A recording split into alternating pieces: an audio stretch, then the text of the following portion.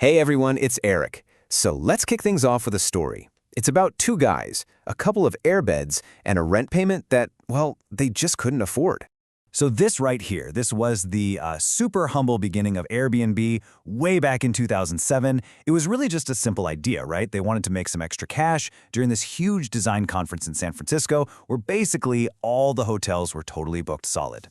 Fast forward to today, and that simple idea of, airbed and breakfast is now a global company with a valuation well over $100 billion. It's insane. So the big question is, how on earth did they cross that massive chasm from just a few airbeds to a global empire?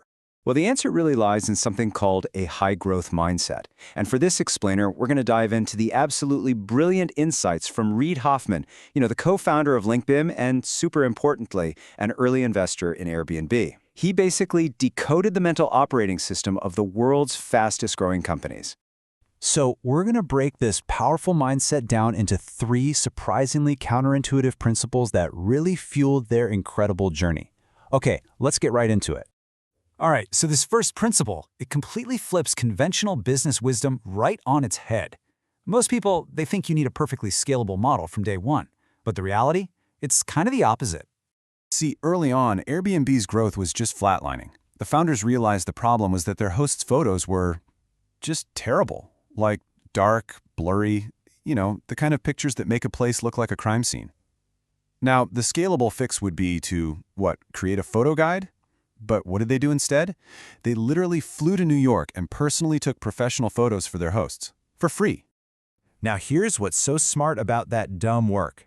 This unscalable action gave them something absolutely priceless, deep, first-hand user insight.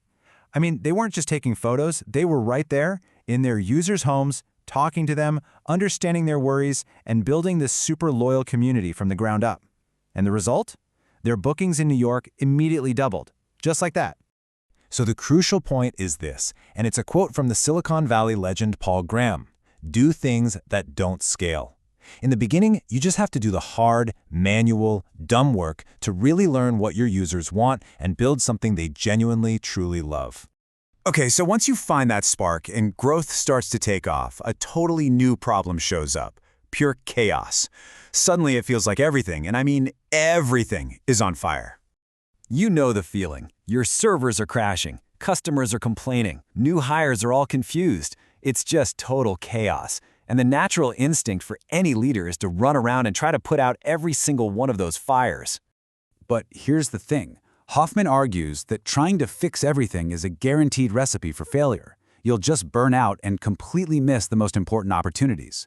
The real skill is knowing which fires to fight and, probably more importantly, which ones to just let burn.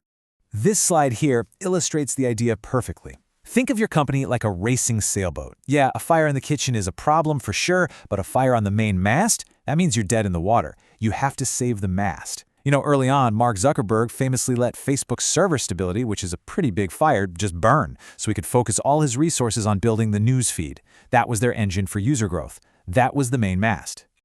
Okay, so you've done the unscalable work, you've learned to navigate the chaos, but how do you scale yourself and your decision-making when your team grows from, say, 10 people to 1,000?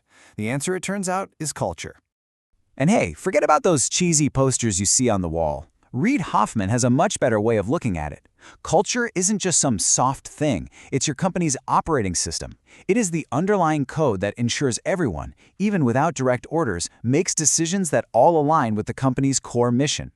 Now, a really key part of building a strong culture OS is framing it correctly. It's not a family where, belonging is unconditional. A high-growth company is much more like a professional sports team. The goal isn't just to be on the team. The goal is to win the championship. And that means everyone is expected to be a top performer in their position. So how do you actually install this OS? Well, you, as the leader, have to become the chief storyteller. You constantly repeat the origin story. You celebrate the heroes who embody your values, and you even share the lessons learned from failures. It's these stories that make the culture real and contagious, way more than any employee handbook ever could. So, after all that, what's the big takeaway here? Let's quickly recap the key principles of this high-growth mindset. Basically, it really comes down to this. First, you have to embrace the unscalable, manual work to find out what people truly want. Second, you've got to master strategic negligence, focusing only on the fires that can actually sink your ship. And third, you need to build a powerful culture that acts as your company's operating system, making sure your vision can scale right along with your team. And it's important to remember, this mindset isn't just for billion-dollar startups. It's really a way of thinking for anyone who's trying to achieve ambitious goals. So I'll just leave you with this question to think about. What's one unscalable thing you can do this week to get just a little bit closer to your most important goal? If you found this useful and this channel gives you some inspiration, please don't forget to like, subscribe, and share so more people can check this out. Also, if there's a particular book you'd like us to break down next, just let us know in the comments. I'm Eric, and I'll see you next time.